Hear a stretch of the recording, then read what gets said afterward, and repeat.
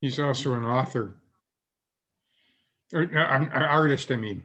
Author. He's an artist as well. Yeah, I do paintings. I got some beside me here. Oh, hi, Marlene. I just see you now. Oh, Hi, wonderful. hi there, Renee. Nice to see you.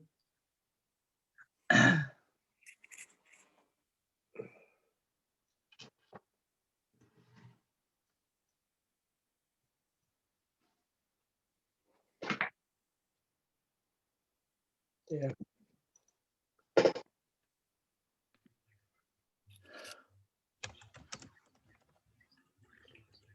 Morning. Morning, Wayne. Morning. Morning. So you're not at the bar this early in the morning, Steve? No, I'm barely out of bed this early in the morning. Although if I went downstairs, the casino floor would be packed on a Tuesday, not packed, but pretty busy on a Tuesday morning. Is that right? Yeah. Well, there you go. Yeah.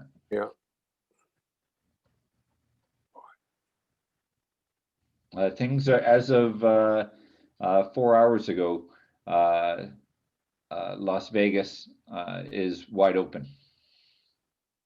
Wow. Yeah.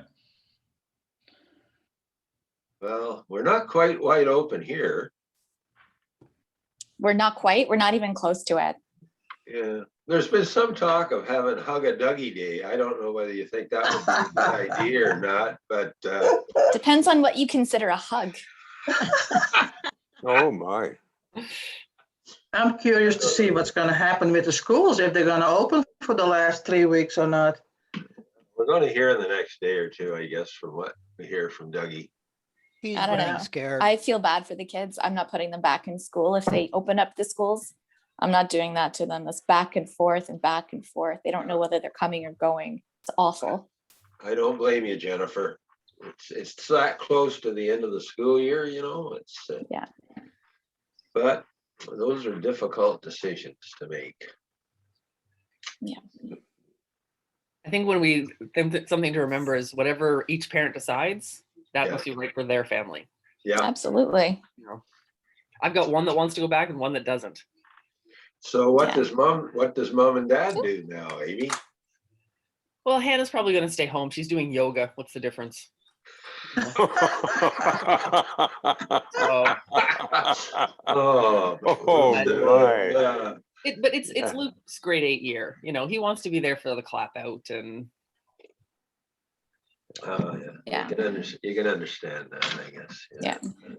Nice background there, Roy. Yeah, that's Yeah. it. Very nice. Jennifer, do you wear bright orange running shoes? Yes, I Okay, that do. works.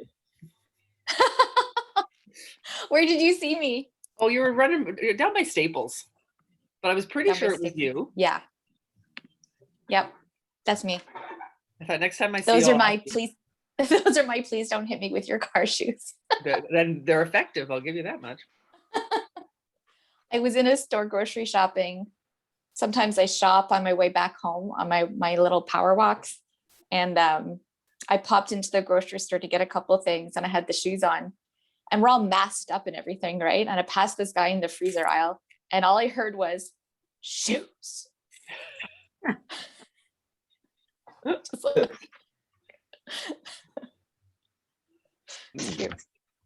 shoes. Hey, Peter. Good morning. How are you today? Good. You made it back, Steve. No, I'm still, this is my hotel room. So You're still south of the border. yeah, don't come back for another till June 11th. Was that your 14 days? No, that's 21 days of working down here, and then I come home and I've got 14 days of quarantine. So, Wow, yeah, it's a long haul. So, Yep. so then do you stay home permanent after that, Steve, or do you go No. back down? Yeah, I'll be back down, but not until I get a good 3 weeks or so with the family. So Okay. Good. Steve, they're fine. yeah, I've heard that. You know, there's been a good text exchange between my friends, making sure that Tori and the kids are okay. Yesterday, Dave Sullivan's wife Tracy dropped over a care basket for them with lots of pies and treats from Paisley's. So the Sullivans put their money where their mouth was, Gord. I actually saw Tracy leaving the house yesterday when I was on my way home from work. There you go. Hey, Ollie. Only to give you like a false sense of confidence, Steve. Hey, good morning, Angie. How are you? Hi, guys and girls. Good morning. Morning.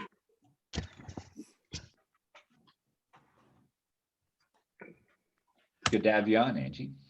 Well, I promised John Burns I would return to Rotary as a guest, you know. There we go. Here you are.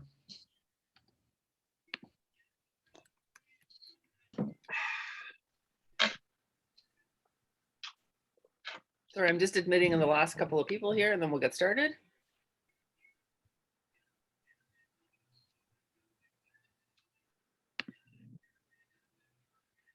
I might have to pop up for a quick second to make sure the kids log on to their school properly.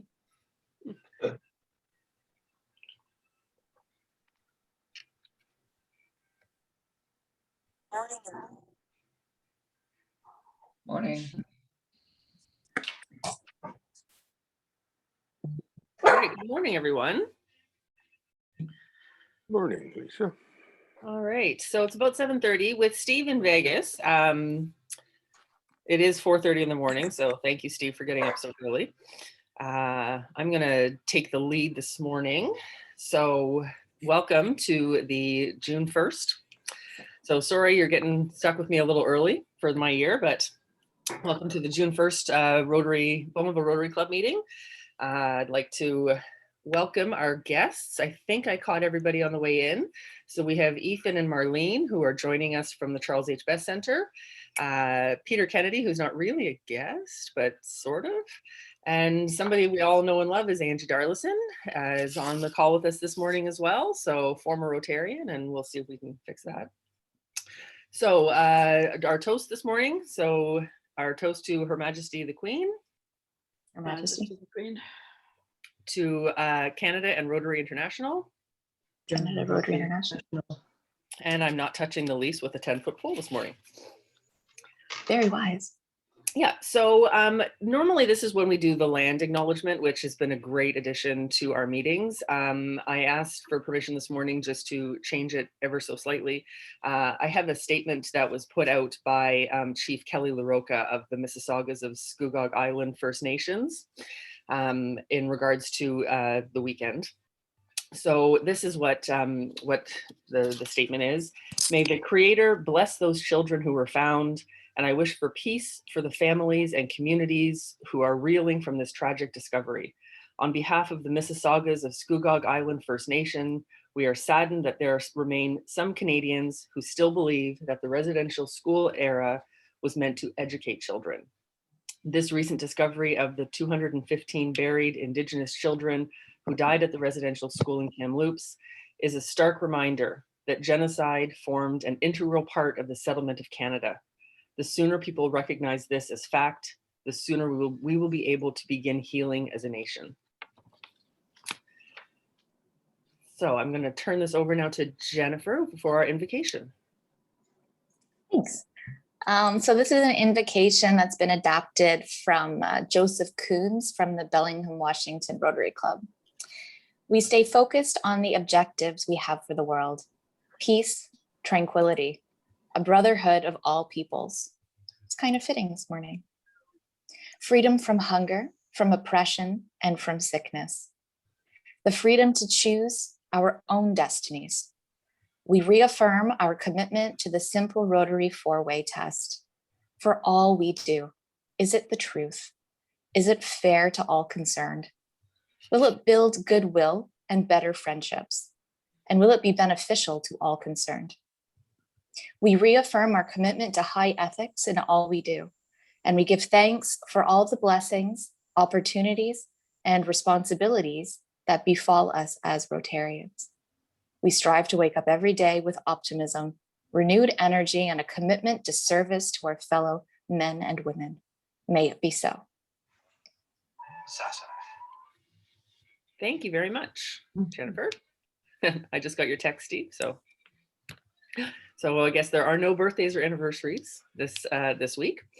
So I'm going to move right along next to Joe, who's going to be introducing and interviewing our speakers from the Best Center this morning. So Joe, take it over. Thank you, Amy.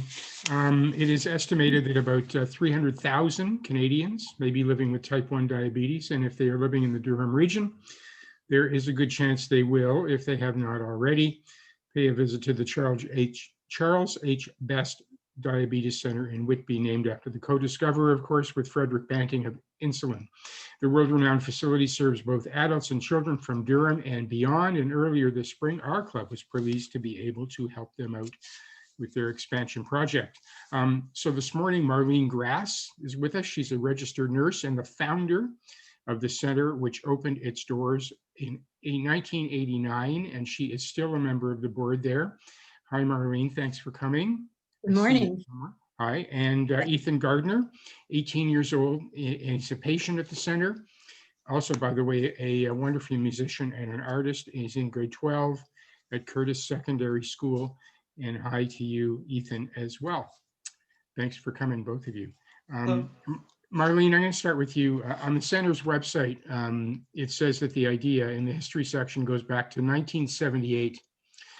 You were speaking at a Canadian Diabetes Association meeting about the ban on saccharin, which was, I guess, the only artificial sweetener at the time. And afterwards, the item says you were approached by parents, probably besieged might have been a better word, for help managing their kids' diabetes. I can just imagine the scene. What kind of things were they looking for help with? What did they want from you? Knew they needed more, but were unable to get it in the system of the day. They needed help on a day-to-day basis with their diabetes management with their child, and there wasn't much hope for them. In those days, we didn't have blood testing. It was all done with urine testing, which is very inaccurate. And what I was taught at that time was that the lifespan of someone with type 1 diabetes was about 30 years short of the norm. So they were faced with a very uncertain future for their children, and they wanted to do better and asked for help and some guidance. And that was sort of the beginning of a parent support group. They were already sort of organized, but it became more formalized after I became involved and more parents joined in. And of course, I learned a lot from them, that they were really in need of a lot more help in managing the diabetes, even though it was very, what I would say, archaic by today's standards. Insulin saves lives, and it also can take lives in a low blood sugar. So a balancing act with diabetes is every day, 24/7, where they have to manage taking their insulin and balancing it with their food and exercise and all the stresses, good and positive, good and bad, that we have in life that'll affect their diabetes. And so that was sort of the beginning. I also traveled extensively across the country with our professional segment. We held conferences every year in the different provinces and saw that there was the same need everywhere, but it was certainly prevalent in Ontario because of our large population. So what is, for people who don't know, specifically, what's the difference between type 1 diabetes and the type of diabetes that, I don't know, somebody like me would be diagnosed with later in life because, you know, maybe because of stress or because I was not eating well? What's the difference between those two? Well, the big difference is that type 1 diabetes is an autoimmune problem. We don't know why the immune system decides to destroy totally the insulin producing cells in the pancreas, but it does.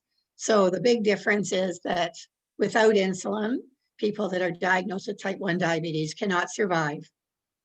So in the old days, they did starvation diets to maintain life. Now, since 1921, 100 years ago this year, we celebrate the discovery of insulin by Banting and Best, which saved lives. But as they grew older, taking these first initial doses of diabetes, they started developing complications of diabetes. So they knew it wasn't the cure, it was a control. And of course, over the years, technologies come in, and as Ethan can probably relate to you in his presentation, that technology is making a big difference in the management of diabetes, but it still does require a lot of education. The person has to be well educated in the use of the technology to be able to use it to its fullest. So a lot of people out there using the technology, but minimally. You want to use it to its fullest extent, and it can really make a difference in your day-to-day life, and also certainly do what we want to do, and that's keep all of our children, youth, and adults healthy until a cure is found. So you 11 years later, it was 1989, you finally opened the center, and I won't get into all the machinations that happened to get you there, because it's quite a long and winding road. But when you finally opened the center, what did you end up doing there? What's the work that you do there, and what's the gap that it fills, and what does it give the community? We respond very, very quickly, as Ethan can probably attest to a child being diagnosed with type 1 diabetes.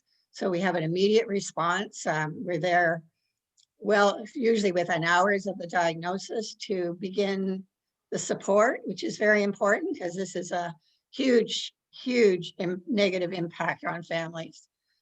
They're really overwhelmed, so they need a lot of support, which they do ongoing. And of course, we need to start the education, because you can't wait for a week and see how it'll do. In a week, they might not be here. So we have to start insulin right away, and insulin can only be given by injection. And of course, today we do blood testing. And even though on the media, you'll hear you don't have to do blood testing anymore, there's still a lot of testing done. And the devices that we have still have to be inserted so that the reading can be made. So it is getting a bit simpler. So education is huge, and it's ongoing through all one's life as your body changes, as it does throughout a life cycle. Your requirements for insulin will change dramatically. So education is ongoing, and we are available 24/7, so that if people are having problems, child is sick, we teach them how to manage it, but they often need a little bit of help and guidance so that we can prevent the need for emergency visits and possible hospitalization. So Ethan, I want to turn it over to you now. You were 8 years old. You were telling me when you were diagnosed. You're 18 now. What was that diagnosis like? Can you, what led up to it, and how were you finally diagnosed? Tell that story. Yeah, I can take you through that story. So both of my parents are nurses, luckily, so they knew what to look out for. They knew when something was wrong with a kid's health. So I luckily didn't get to the point where I was so bad where I was hospitalized and, in deathly conditions, like a lot of people are when they're first diagnosed. But so how my parents first picked up on it was we actually went to Great Wolf Lodge, the water park in Niagara Falls. And that's when they first saw me in a bathing suit after all these symptoms had been kicking in. And I was skin and bones, like in a very sickly, unhealthy, like skinny state. And they just hadn't noticed before because I'd always be, dressed up and covered. So they didn't notice until then. And they thought, oh my gosh, we gotta get him to a doctor. And they also, as we were sharing a bedroom in the hotel, they realized how many times a night I was getting up just to go drink some water to go to the washroom. I was getting up several times in the middle of the night to go drink from the tap to get a cup of water to go refill my water to go to the washroom. And I just didn't really think much of it because I was 8, and you don't really think about diabetes when you're 8. So when we got home, they took me to the doctor. He ran some blood tests on me and said, "Yep, checks out. It sounds like he has diabetes." So then they hooked us up with the hospital, who ran some more tests, and then they said, "All right, so yep, he does have diabetes. We have called the Charles H. Best Diabetes Center, and they're going to take care of you from there." They gave us the address. We showed up, and it happened to be World Diabetes Day on that day. So as I walked in, I saw Marlene tying up blue balloons in the Best Center, getting ready for the World Diabetes Center event. She welcomed me with open arms and a great smile, showed us everything was going to be okay. She showed us to the nurse that was going to be taking care of me, who actually went to nursing school with my dad, funny enough.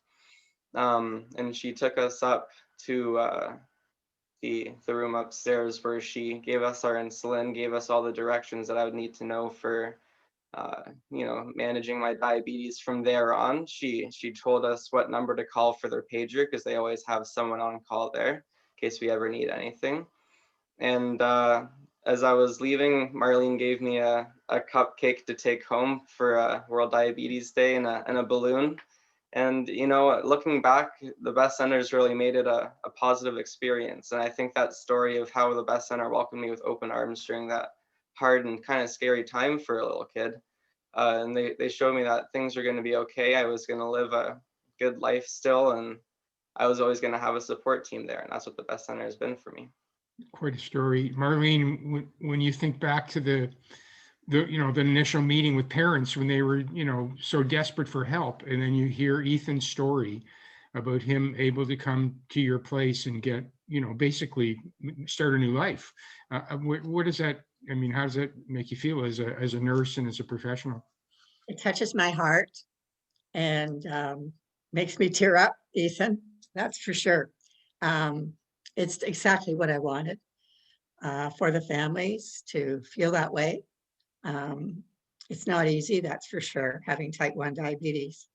People like Ethan can make it look pretty easy, but there's a lot of thinking that has to go behind it all, and planning out everything that they do.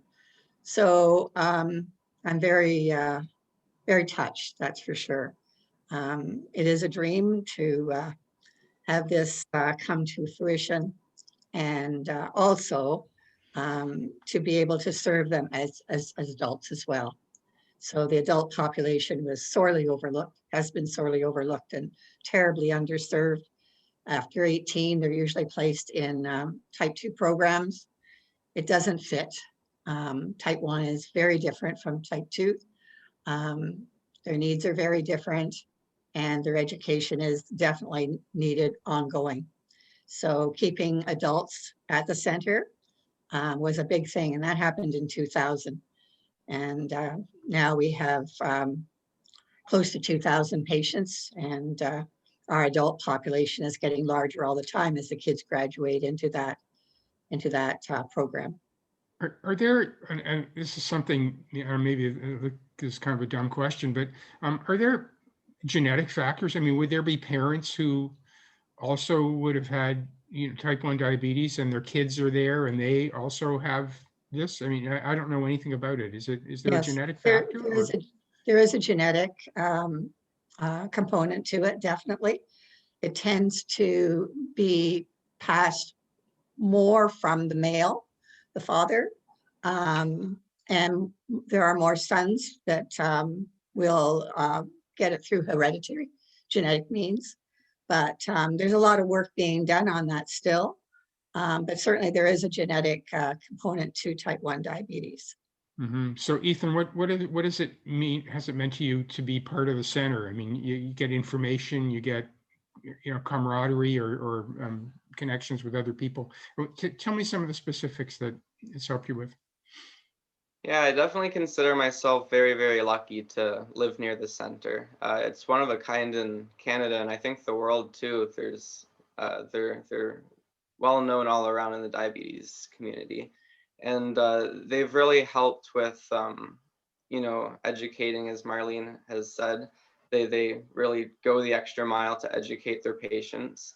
And also, yeah, connecting their patients with other diabetics and creating this community feeling so that diabetics can learn off of one another, that we can, have other people who share the same condition.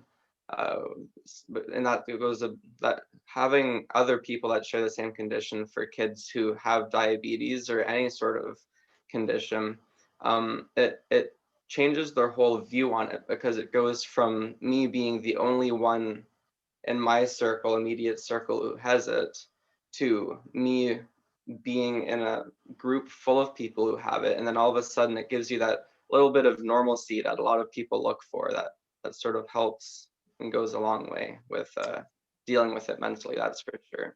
Yeah. And Sorry. oh no, I was just wrapping up there, but yeah, they've definitely helped create that feeling of community and support. And one last thing before I turn it back to Amy, maybe she could take some questions from people. The COVID, I mean, it sort of touches everything. And how has it affected people with diabetes, or well, obviously, if you have COVID, it's affecting you. But what complications would there be for somebody with diabetes from COVID? Well, not only would they have to deal with COVID, but the ramifications of COVID, but it would really upset their diabetes control. So their insulin requirements would probably soar.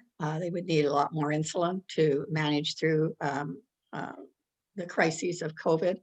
Hopefully they don't. They're not more susceptible to getting it, but certainly keeping people with type 1 diabetes out of hospitals, where there's a lot of things that go into a hospital.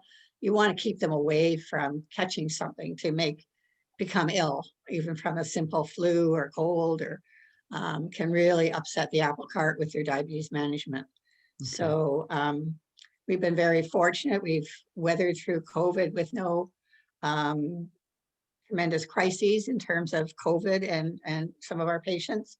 And have kept going full steam through COVID virtually for our patients. We do see a number of patients at the center under controlled situations, but basically our program continued virtually, which has been quite a feat for the staff at the center. They've done a remarkable job of maintaining 24/7 vigilance and care for our families, as well as maintaining seeing patients. We've had an unprecedented number of new diagnoses through this last year, more than we've ever seen before.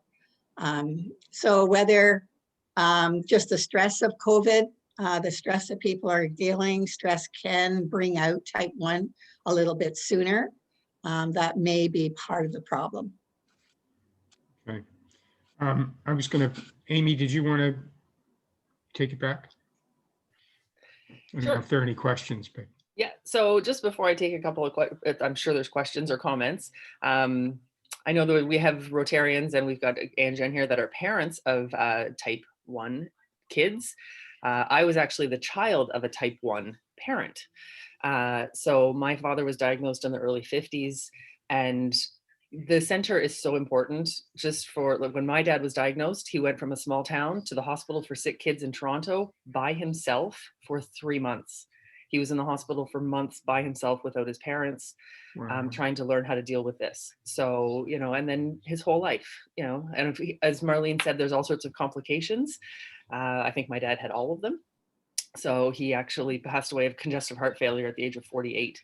So, which was common, but again, the technology is so different now. There weren't pumps, there weren't all of these, I still remember doing the finger pricks and, wiping the blood and then checking the strip on the bottle. And so that was my childhood growing up. But yeah, so there must be some questions or comments. I'm going to see if I can, Lyle, I see you first.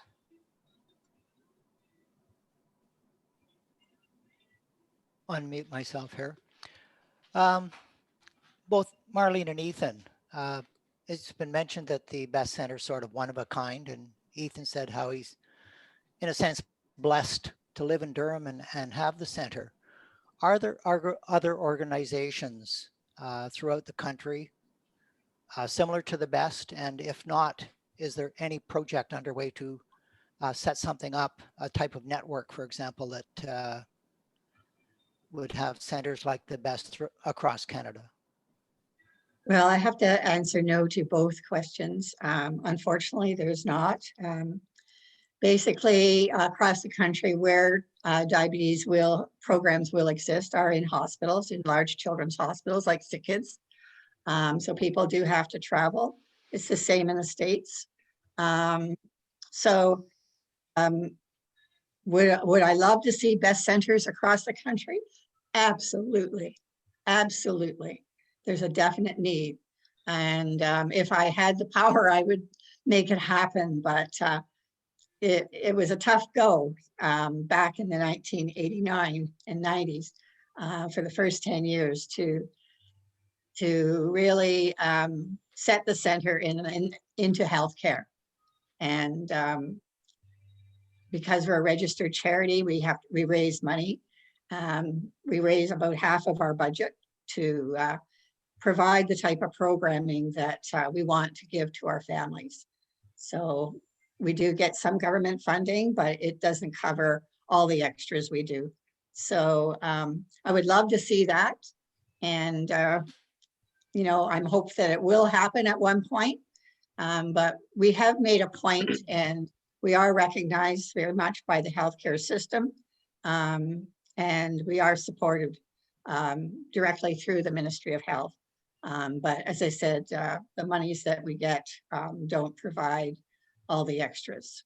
And then, of course, now, as you're aware, we have our building on the Best where we have to expand because our families are taught individually.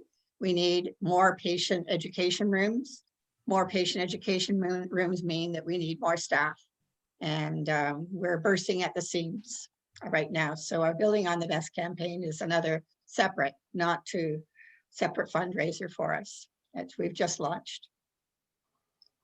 Thank you. Thank you. Renee? Yes, as a type 1 diabetic for most of my life, I can say, like, I know Marlene from the beginning on when it started with the center. And people have no idea what a lifesaver that center is. There is still a lot of education needed, I find, because even regular family physicians do not know enough about type 1 diabetes. I have experienced that on different occasions. And I hope that in the near future, some people from the center can have a conference call or in whatever way to educate the family physicians so they understand more what type 1 diabetes is. It is a lifelong struggle. I have my ups and downs as well. And I'm now 72. So most of my life I have been a diabetic. And I don't know if I was going to be here today if it wasn't for the Charles Best Center. So thank you. Thank you, Renee.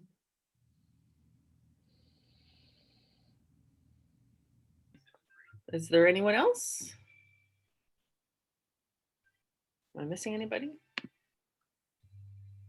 I have a song of Ethan's that we could play. Yeah, Joe had just mentioned that I had mentioned earlier that Ethan is quite the artist. So if you wanted to take a minute, Joe. Yeah, I want to share my screen, and let's just see here. I'm just going to give you a sample of Ethan's music. It's really cool. Here we go.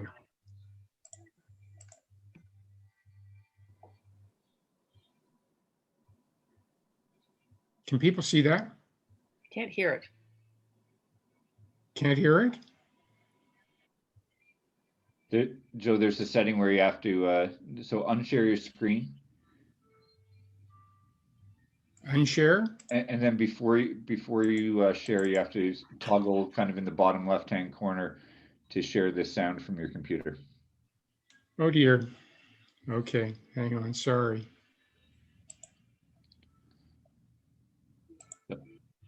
Unshare your screen first. And reshare.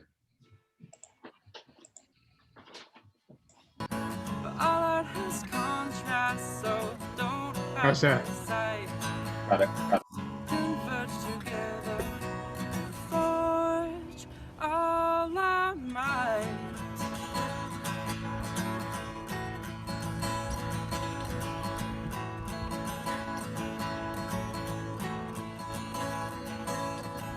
Untouched like dawn, first sprout of life, arrow of strife.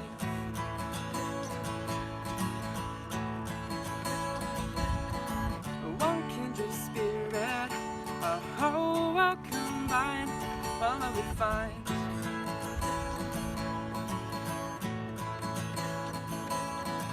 Converge together through shadow and light.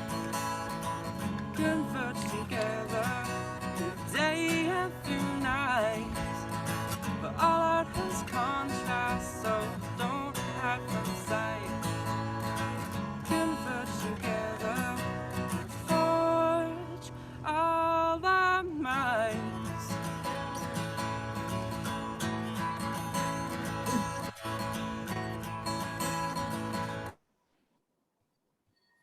Okay. That's excellent. That's great, Ethan. Wonderful. Very good. Good. Thanks a lot. Got to nail my foot to the floor. That's very good. Steve? Sure. Yeah, Amy, I'll jump in just quickly here. Marlene, as I'm sure you're aware, our club's been proud to support the Charles Best Center over the years for a number of reasons. The experience of the families of Gord Wallace and Angie Darlinson and Renee are top amongst that list, but we recognize how much work you do.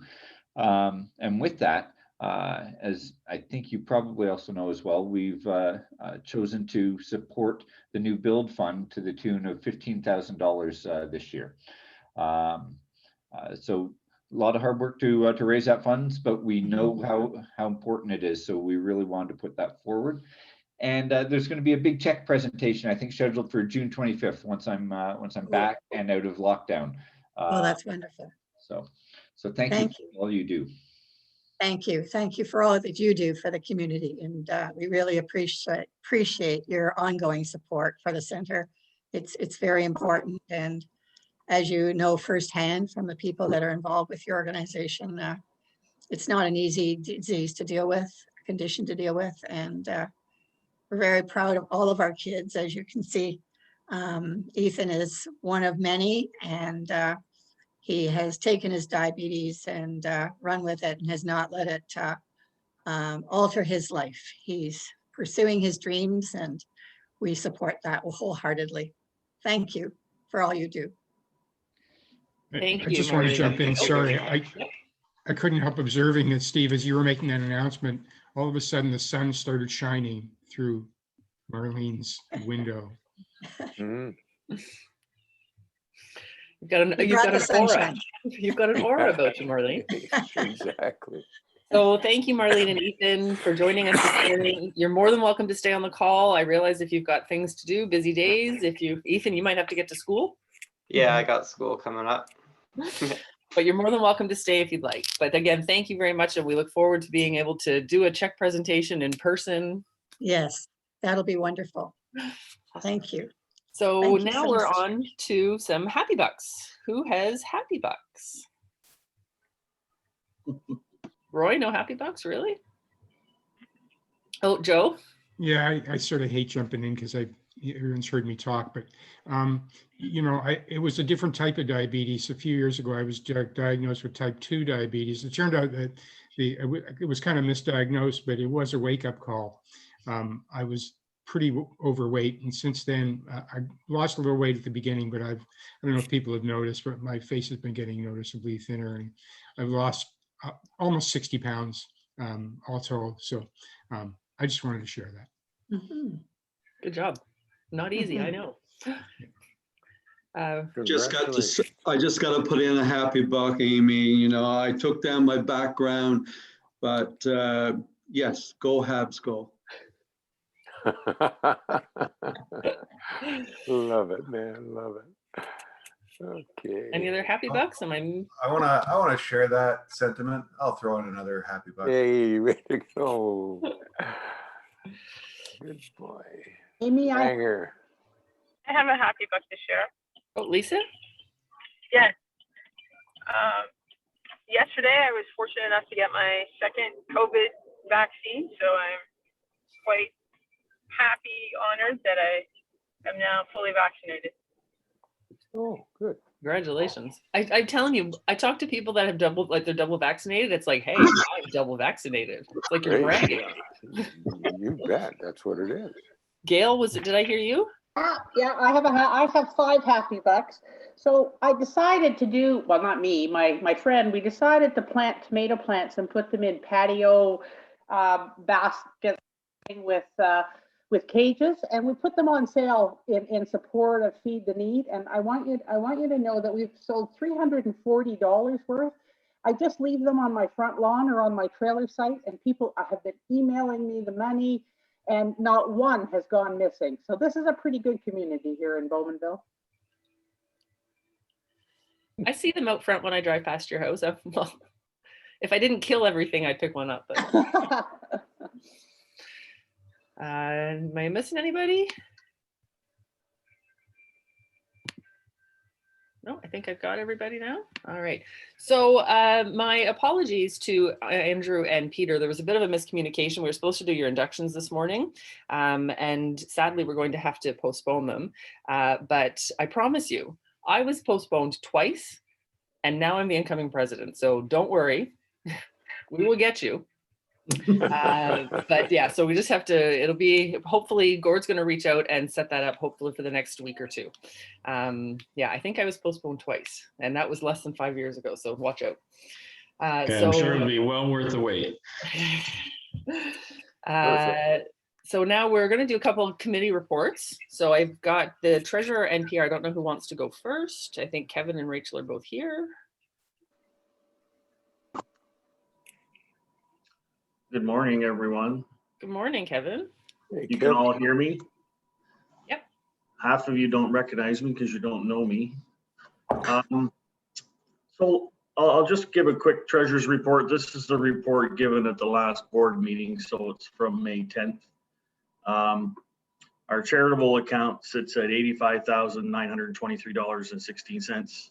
Our general account is at $25,811.66. Ribfest accounts at just over $4,000, and we have another investor account at just over $400. We currently have $123,197.36 at Investors Group that's on the move to Raymond James, if not moved already. I didn't look this morning. And Raymond James still holds $103,070.24. So our total holdings as of May 10th were $342,567.56. Steve, oh, go ahead. No, is there anything else? No, that's all I have. That's. Any questions for Kevin? No, good. Thanks, Kevin. I see you're up at the trailers. Are you at the cottage still? Pretty much always, yeah. Lucky. I don't know. It's a lot of work. I'll be glad when it's done. All right, Rachel. Oh, there I am. Just the public relations and image team consists of the following people. So these are a lot of the team members that helped with the work we did this year. Is Ron Collis, Dave Sullivan, Keith Hill, Jen Foley, Fred DeVries.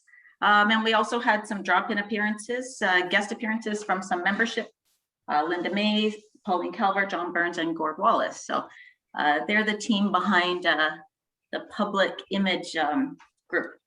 So our goal at the beginning of the year was to increase the awareness of what the Bowmanville Rotary Club actually does. And our objective, we tried to meet that by increasing our presence on social media.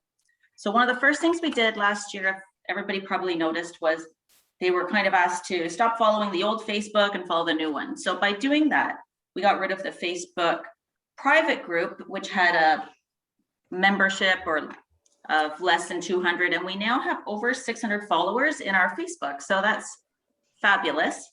We also created an Instagram, and we also created a YouTube channel. You'll notice the YouTube channel is where we post our weekly meetings. A couple other things we did was we played around with a little bit of TikTok. We worked with, for the concert to Feed the Need, we worked with the agency Rise and learned a little bit from them and helped promote the concert to Feed the Need. We worked with the fundraising committee this year to help promote the Valentine's Day dinner, the art sale that was in December and November, and just promote the different in-person events that we did, like the bottle drives. A couple of things that we wanted to do and we didn't get to, and maybe we can get to next year, possibly, was we talked about a monthly podcast that we could share on our YouTube. That would be a best of moments, so very similar to sharing our YouTube meetings, but we would pick some of the best of moments and put them on an actual podcast. We talked about a monthly service update that would be in the Clarington this week for a lot of the community that still likes to read a newspaper, or it would be online. And I think those were the only really two things that we didn't actually get to do that we were hoping to do. The only other thing I want to say is not just online, but in person. We like to see everyone still wear your pins, wear your jackets, not just on Tuesdays or at the meetings. If there's a reason to talk about our club or the Rotary because someone wants to know what your pin means, it's a good opportunity to tell people who we are. So keep wearing your pins in public, keep wearing your jackets. That's it. Hi, Joe. Yeah, Rachel, what difference do you think the summer squad made in raising the profile of our club in town? I think there was a lot of things this year that increased the profile. The summer squad was a really good way to kind of kickstart it. And it was even things like last summer when we had the movie theater, like the outside movie, we had people at that event asking us how to follow them on Instagram, how to follow them on Facebook. So the summer squad reached a different demographic. The summer squad had a lot of fun events that people were actually interested in. And big shout out to Johanna and the new members team, because a lot of the activities they did, the most activity and at any one time where we saw the most increase in amount of followers was the Halloween pumpkin carving contest. People wanted to make sure they got votes in for the pumpkins that they liked. So big shout out to the new members team, because the events that they did definitely drew people to our Facebook site. Same with shout out to Chris Zalesko's team, because the art sale, again, a whole different demographic of people that wanted to go to the art sale started following our page for that reason, and it doesn't appear that many of them left. And I don't know if you're the right person to ask, but what's the summer squad we're going to be doing it again this year? We are in the process right now of looking at candidates, or just the interviews. The haven't started quite yet. They will be starting. We just closed the application process yesterday. Excellent. You guys have done a phenomenal job, Rachel. Like, it's been, the presence online has been, I think it looks exhausting, but you're doing a great job. Thank you. And I want to mention one more thing that I forgot. Our Facebook site is going to get an update. So the the web page. So the web page has been great in the past. We are going to get an update just to kind of bring it a little more, I guess, 2021. So you will see changes in the next, we've applied to the district for that. The district is helping out. It's costing clubs $300 or $350 to get their web pages updated. And the main benefit is not that it just looks nicer, it makes it a lot more user-friendly, so that we're not it's easier for more than one person to be webmaster. So we're not having to ask Lyle to constantly do all the updates. Maybe we can have a couple of us, so it's not as big of a burden for one person, and it should be a little more easier to maintain. So it should look great and maybe be a little more user friendly. And I think, is it not Oshawa Parkwood that already has their new one up? Yeah, I suggest everyone check out the Oshawa Parkwood Rotary Club. Their webpage looks great.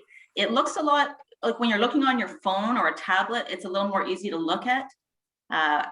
Yeah, they've got that will be the model that we follow. And we can choose, we do have some options, so we don't have to be exactly like that, but that's a good page to check out.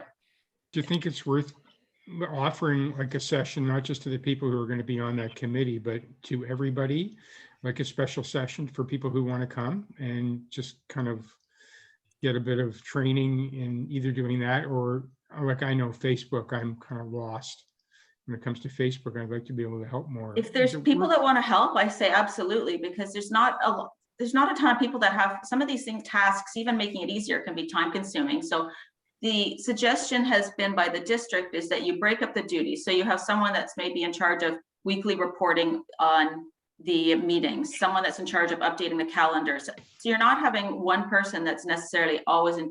If you can break up the duties within 3 or 4 people, runs maybe a little, it's maybe not as much of a burden. Yep, sounds good. Oh yeah, Gord, I see there.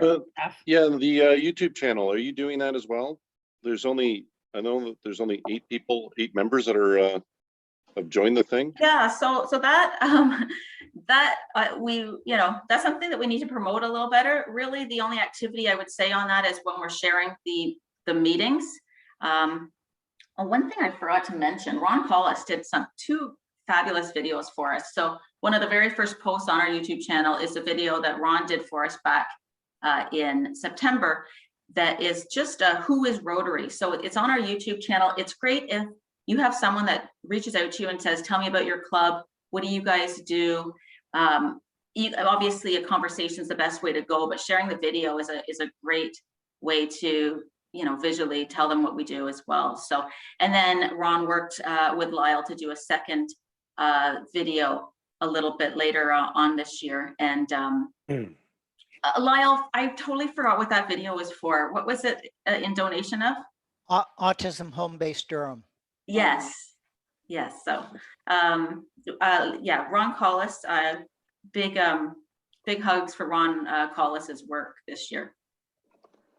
We are getting a fair amount of views of our weekly meetings, even though people aren't necessarily subscribed to the YouTube page.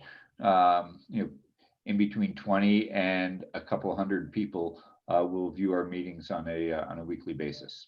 So just an additional comment. Barbara's mom, who is I think about 93 years old, has a tablet with some data on it. And I was talking to her the other day, and she was saying that she had watched the YouTube presentation that we put up that had Kimberly Black, and she was really taken with that particular episode and how resilient this woman was. So it's interesting the demographic you're reaching, because there's a 93-year-old woman that was on YouTube. Right? Yeah, in this very thing has always been on the back of my mind. I think almost I think it almost is in competition with the newsletter, or with the weekly newsletter and the minutes and all of that stuff. One of my suggestions, I think, because I think encouraging people to use the YouTube aspect of it may necessitate just a little toning down of the weekly newsletter, or eliminating it altogether, and you can do everything online. Because I just don't think, well, I've had very few comments about the newsletter, et cetera, et cetera. I believe the support, lots of comments, but I think it might be better used in another form. Yep. Yeah, definitely worth consideration, as long as the meetings are recorded. It'd Yeah, be interesting what exactly. happens with the meetings once we do return to in person. You know, having Should be the them. same. Yeah, I think we're going to have hybrid meetings at least for the foreseeable future, even when we do get back to in person. So. Oh, for sure. Yeah. For sure. Yeah. All right. Well, thanks very much, Rachel. Wayne has his hand up. Hi, Wayne. Sorry.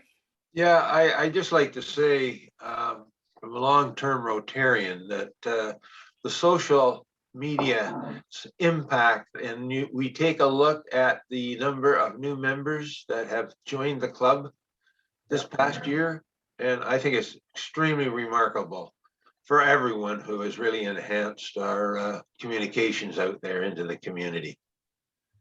Because I think it's really helped attract more new members. Thank you, Wayne. I think, yeah, everyone's done a really good part because the members are sharing a lot of this stuff as well. And every time you guys share something, it reaches more people. Yeah, perfect. Good. Yep. Good. Hats off to the membership committee. Yeah. Absolutely. All right. So announcements, are there any announcements? I don't see anybody. I'm still getting used to this going back and forth, so bear with me.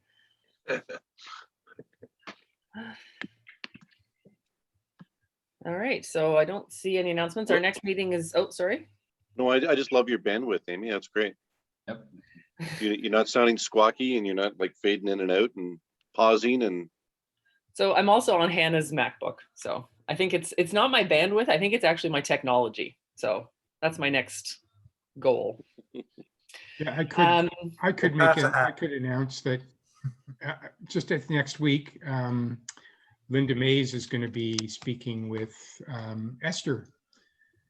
Linda, there you are. Tell us about Esther. Esther was a student in Kenya who came to us through the wife of a Coburg Rotarian.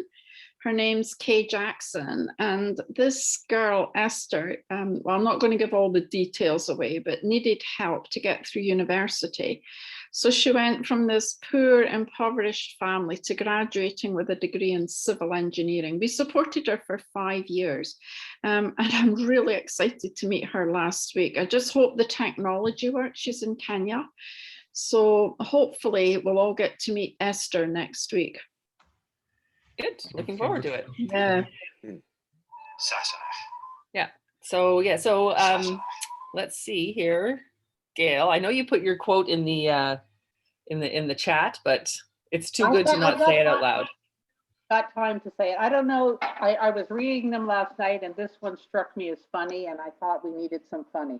If you think you are too small to be effective, you have never been to bed with a mosquito. And it's by someone named Betty Reese. I don't know who she was, but she did give me my giggle for the day. Very true. All right. Well, excellent meeting. Thanks, Steve, for getting up. And maybe now if we get you can go have a little nap before you have to get to work. So to end, I'm sort of reiterating what Jen started with us this morning. So our 4-way test, is it the truth? Is it fair to all concerned? Will it build goodwill and better friendships? And will it be beneficial to all concerned?